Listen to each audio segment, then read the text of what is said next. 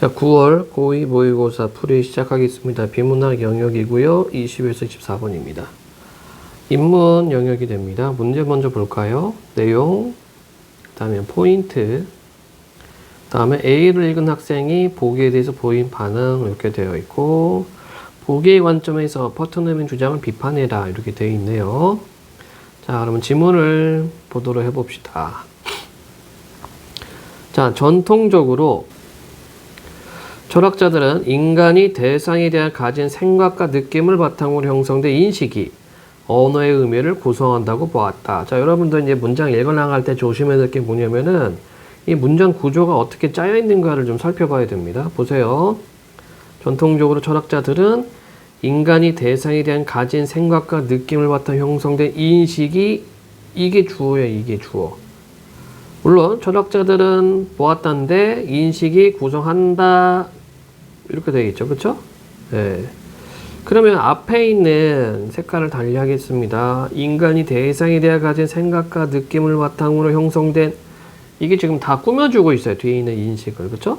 요런 거에서 이제 읽어 나갈 때 이제 말리게 됩니다. 이런 거는 단기간에 어떤 독해력, 문해력은 단기간에 만들 수는 없고 꾸준하게 읽기 연습과 분석 연습을 해줘야 돼요.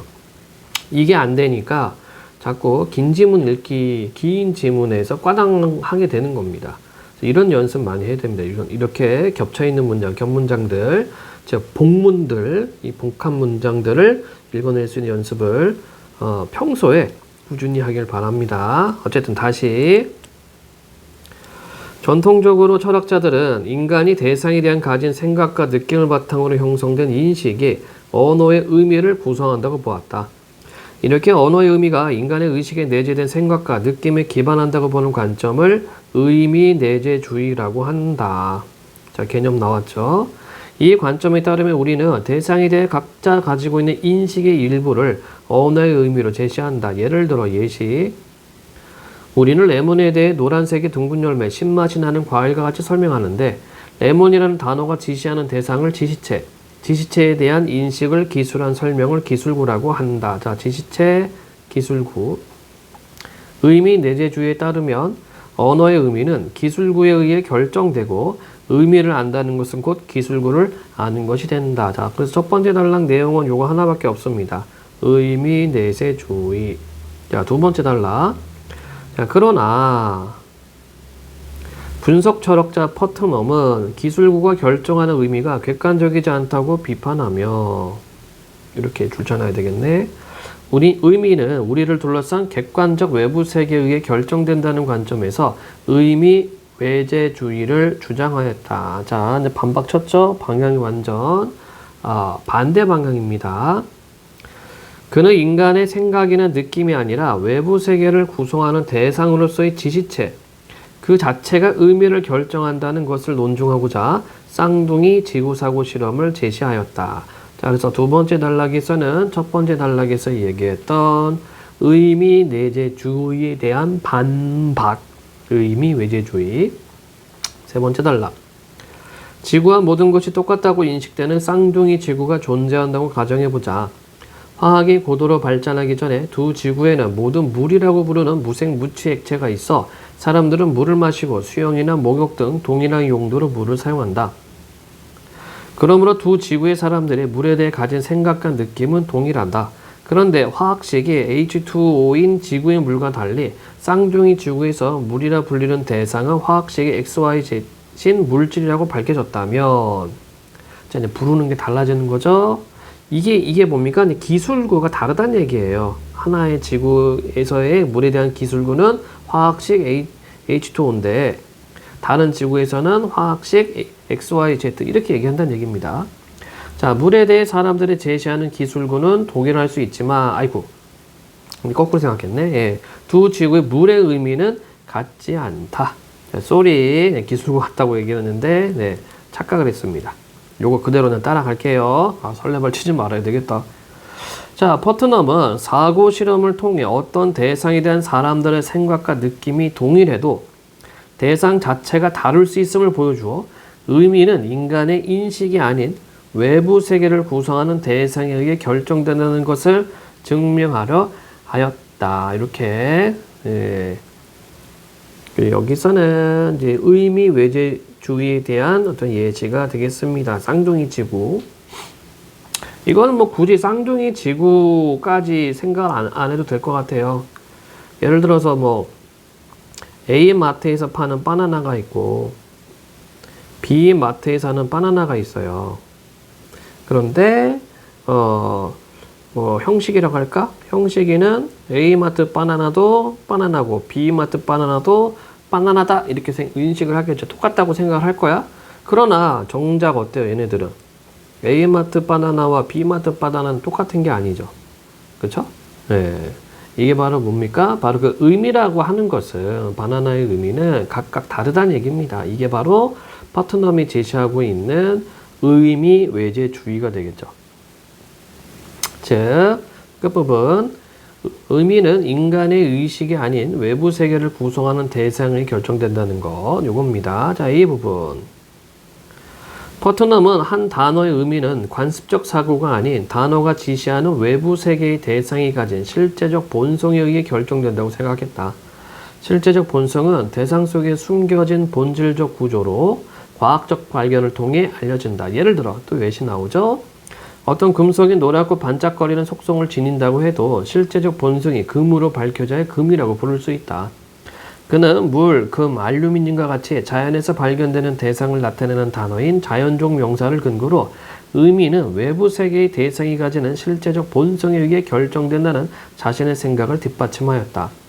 또한 금에 대해 잘 알지 못하는 일반인은 금의 실제적 본성을 잘 아는 감별사나 금의 원소를 밝힐 수 있는 과학자 등과 같은 전문가의 안내에 의존한다. 즉, 금을 구별하는 일은 소수의 전문가들이 담당하고 일반인들은 전문가의 지식에 따라 금이라는 단어를 사용하게 된다는 것이다. 퍼트넘은 언어 사용을 위해 언어 공동체에서 일상적으로 이루어지는 언어적 협업을 언어적 노동분업이라고 불렀다. 자, 그래서 A 부분 역시 마찬가지예요. 윗부분에 있었던 의미 외재주의에 대한 설명이 계속해서 연결되고 있습니다. 자, 이러한 퍼트넘의 주장에 대해 다양한 비판적 시각이 존재한다. 하지만 언어의 의미에 대한 기존의 관점과 달리 그의 주장은 대상을 기반으로 한 객관적 의미를 찾으려 했다는 점에서 언어를 바라보는 새로운 관점을 제시한다는 평가를 받는다. 그 끝부분에서는 이 퍼트넘의 관점에 대한 의의가 되겠습니다. 자, 그러면 우리 22번 문제를 바로 풀어볼까요? 네, 여기 우리가 방금 읽었기 때문에 보도록 해봅시다. 적절하지 않은 것은 냄비를 만드는 재료로 사용되는 몰리브데넘은 자연에 존재하는 금속으로 알루미늄과 속성 및 용도가 매우 유사하다. 그러나 몰리브데넘의 원소 기호는 MO로 AL인 알루미늄과는 다른 물질이다.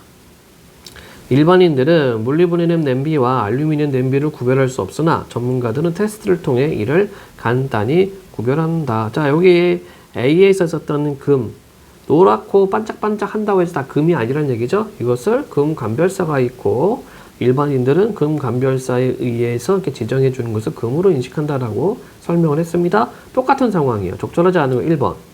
몰리브데넘과 알루미늄 속성이 비슷하더라도 실제적 본성의 차이가 당연히 있고 두 금속의 원소를 밝혀낸 과학적 발견을 통해 몰리브데넘과 알루미늄의 본질적 구조가 드러났고요. 몰리브데넘과 알루미늄을 구별할 수 있는 소수의 전문가는 단어가 의미하는 대상의 차이를 인지하며 단어를 사용하죠. 이거 똑같습니다. 지금 A 부분에 있었던 거랑 지금 똑같은 거예요. 지금 내용이. 네 번째, 자연 상태에 있던 몰리브데넘과 알루미늄이 발견되면 두 금속의 의미를 결정하기 위해서 언어 공동 협업이 필요하다? 5번, 전문가의 안내에 따라 일반인들이 몰리브데넘과 알루미늄이라는 단어를 구별해 사용하게 된다면 언어적 노동 분업이 이루어진 것이겠고, 그렇죠? 방금 우리가 A 부분에서 금과 관련된 부분을 찾아봤습니다.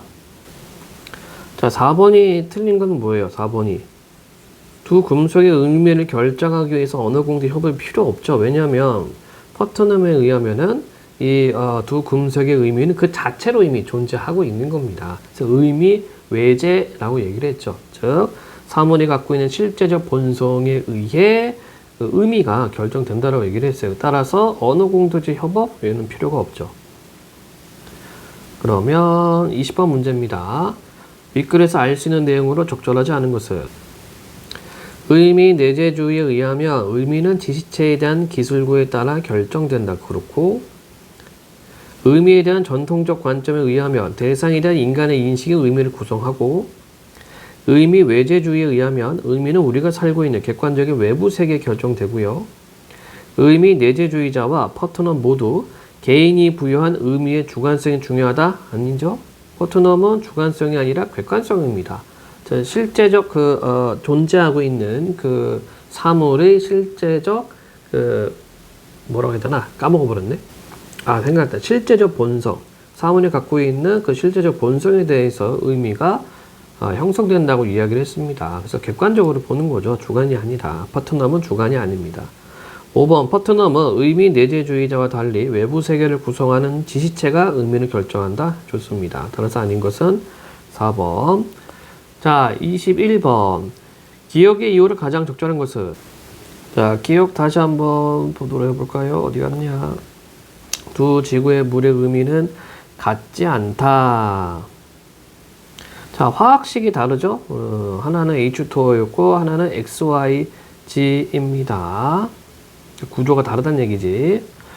자, 1번. 두 지구의 물이 같은 물질이더라도 두 지구의 사람들이 이를 서로 다른 화학식으로 표현할 게 있기 때문이다. 자, 같은 물질이 아니죠. 예, 화학식 자체가 다른데 같은 물질이 아닙니다. 두 번째, 두 지구의 사람들이 물에 대해 가진 인식이 같더라도 두 지구의 물은 서로 다른 지시체죠. 그렇죠? 서로 다른 지시체, 화학식이 다르다라고 얘기를 하고 있습니다. 그러니까 이 부분을 통해서 답을 찾아낼 수가 있겠고 3번 두 지구의 사람들이 물에 대해 가진 생각과 느낌이 물의 의미를 결정한다? 그러면 같아야지. 4번 두 지구의 물이 다른 물질이더라도 기술구가 같으면 같은 물질이다? 자, 다른 물질인데 같으면 안 되죠. 퍼트넘의 생각으로는 5번 두 지구의 사람들이 가진 물에 대한 인식에 차이가 있다? 차이가 없습니다. 네, 화학식이 다를 뿐. 따라서 답은 2번. 23번 문제. 보기 관점에서 퍼트넘의 주장을 비판한 것으로 가장 적절한 것은 외부 세계를 구성하는 어떤 대상이 단어의 의미를 결정한다면 레몬이라는 대상이 그 단어의 의미를 결정한다는 것은 당연하다고 볼 수 있다. 그러나 도깨비와 같이 외부 세계에서 존재하지 않는 대상을 지시하는 단어도 분명히 그 단어만의 의미를 지닌다. 자, 그러니까 지금 퍼트넘의 주장을 비판하고 있습니다. 퍼트넘은 외부 세계에 있는 그 의미의 외재성에 대해서 이야기를 했습니다. 자, 그런데 도깨비는 이게 없잖아. 실제하지 않는 거죠. 실제하지 않음에도 불구하고 그 단어만의 의미를 가지고 있죠. 자, 1번. 단어의 의미를 구별할 때 외부 세계에 대한 관습적 사고에서 벗어나지 못했다. 아니고 외부 세계에 대한 관습적 사고는 뭡니까? 이거는 내재라고 얘기를 했어요. 위에서. 두 번째, 대상의 본질이 달라지면 그 대상을 나타내는 단어의 의미 역시 달라진다는 점을 간과했다. 이거는 퍼트넘의 생각이죠. 단어의 의미를 아는 데 있어 외부 세계에 실제하는 대상의 본질을 밝히는 것을 도외시했다가 아니라 이걸 중시한 겁니다. 대상에 대해 사람들이 부여한 의미보다 대상 그 자체를 아는 것이 단어의 의미 결정이 중요하다. 요거는 이제 퍼트넘 생각, 이것도 퍼트넘 생각이고요. 다음에 외부 세계가 의미 결정이 필수적이라면 인간의 상상으로 만들어진 단어들의 의미는 설명할 수가 없다. 이게 되겠죠. 즉, 퍼트넘 입장에서는 실제하는 사물 자체가 단어의 의미를 형성하는 것인데 그렇다면 실제하지 않는 단어들은 그러면 어떻게 형성된 것이냐? 이게 설명이 안 되죠. 따라서 요 기준에 의해서 퍼트넘의 주장을 비판할 수 있는 것은 5번이 되겠습니다. 자, 24번 문제. A와 문맥상 의미가 가까운 것은 A가 어디 있었을까나? 속성을 지닌다. 자, 속성을 지닌다. 단순화해서 바로 바꿔치기 하면 될 것 같습니다. 그는 착한 성품을 지니다. 누가 봐도 1번이죠. 나머지 모습을 지니다 안 되고 목걸이 지니다 안 되고 책임을 지니다 안 되고 추억을 지니다 안 됩니다. 따라서 속성, 성질, 성품 비슷한 것은 1번. 자, 뭐 질문 이렇게 어렵진 않습니다. 네, 이렇게 퍼트넘의 실제적 본성에 의한 단어 형성 의미 살펴봤습니다.